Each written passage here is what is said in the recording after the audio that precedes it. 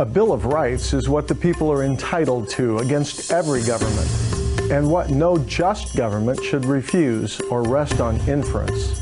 Hello, I'm Alan Scholl, Director of the Freedom Project, sponsored by the American Opinion Foundation. In this episode of our Principles of the Constitution series, we're going to focus on the first 5 of the initial 10 amendments to the Constitution, also known as the Bill of Rights. Here's a question for you.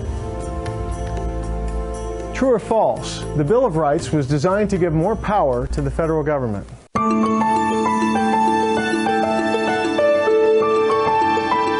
The answer is false.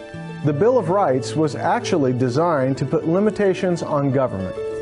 To start off with, I'd like to bring in our friend Dr. Smith. Doctor, tell us, did the Bill of Rights give Americans rights? According to the Founding Fathers, the Bill of Rights did not create rights for Americans. Most of them would believe that the rights that we have are what they would call God-given rights. And the Bill of Rights simply recognizes those rights and then prevents government from infringing upon those particular rights. Government doesn't really create rights in that way, at least not in the way that the framers of our Constitution thought of as rights. Government respects our rights by limiting its actions in particular areas in which we do have those rights. And so our freedom of speech exists regardless of what our government does, according to the Founding Fathers. Our government respects our freedom of speech by not passing laws that infringe upon that freedom of speech. And so government doesn't create the right, government merely recognizes the right as defined by the Bill of Rights. Thank you, Dr. Smith. It was in 1789 that the amendments were introduced as a series of legislative articles by our 4th President, James Madison. 2 years later, in 1791, they were approved by 75% of the states and became the first 10 amendments. The Bill of Rights was designed to protect the natural rights of all Americans, to set limits on what the government can and can't do in regards to personal freedoms. The original concept of a Bill of Rights was extremely controversial.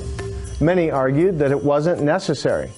One such person who argued that it wasn't necessary was Alexander Hamilton, who said, "Here, in strictness, the people surrender nothing, and as they retain everything, they have no need of particular reservations."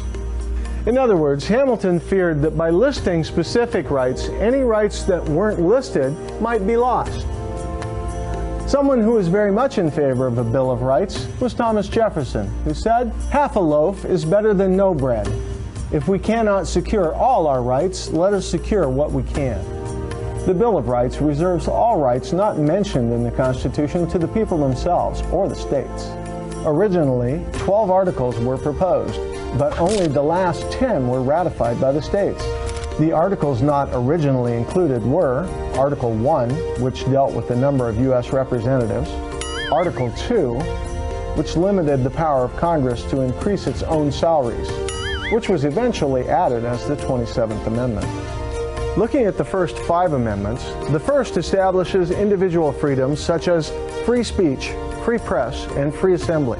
The First Amendment states, "Congress shall make no law respecting an establishment of religion, or prohibiting the free exercise thereof, or abridging the freedom of speech or of the press, or the right of the people peaceably to assemble, and to petition the government for a redress of grievances."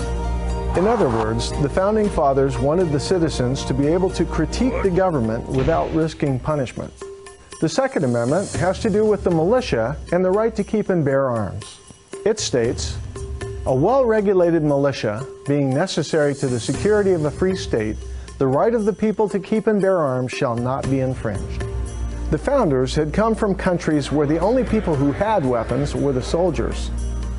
In fact, the Founders felt so strongly about the citizens being armed that Patrick Henry said, "The object is that every man be armed."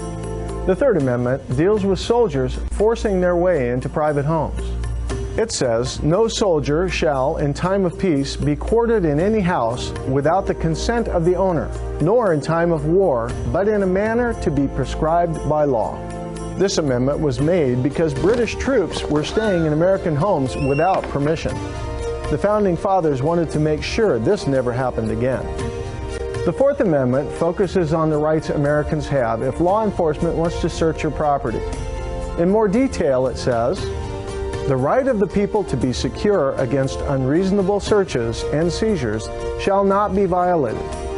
The entire Fourth Amendment protects Americans from government harassment or seizure of property without constitutional justification.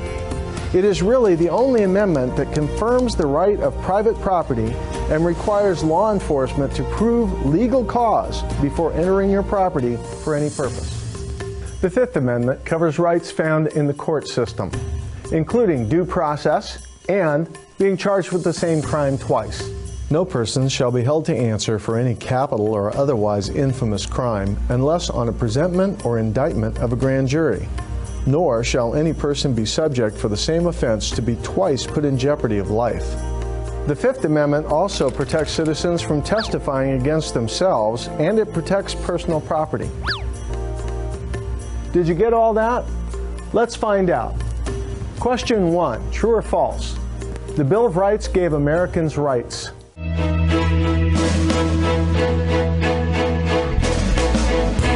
The answer is false. The Founding Fathers were clear that man's rights were inherent and God-given. The Bill of Rights merely acknowledged them. Question 2. Who drafted the Bill of Rights? A. Abraham Lincoln. B. Thomas Jefferson. C. Alexander Hamilton. Or D. James Madison.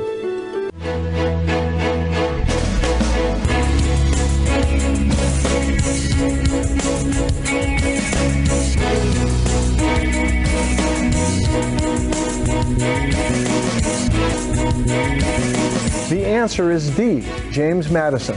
He actually drafted 12 amendments, but only 10 were ratified. Question 3. Which is not listed in the First Amendment? A. Freedom of speech. B. Freedom of the press. C. The right to bear arms. Or D. The right of peaceful assembly.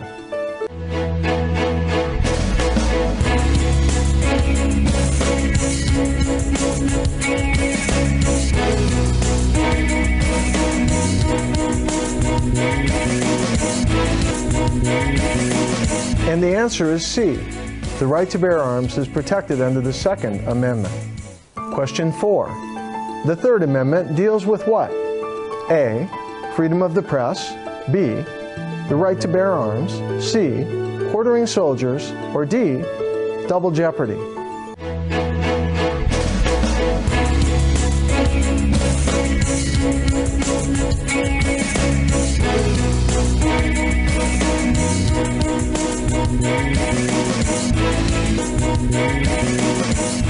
The answer is C, quartering soldiers.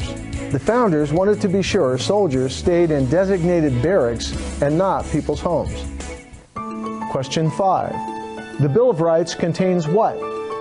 A, the first 12 amendments. B, the first 10 amendments. C, the first 8 amendments. Or D, the first 5 amendments.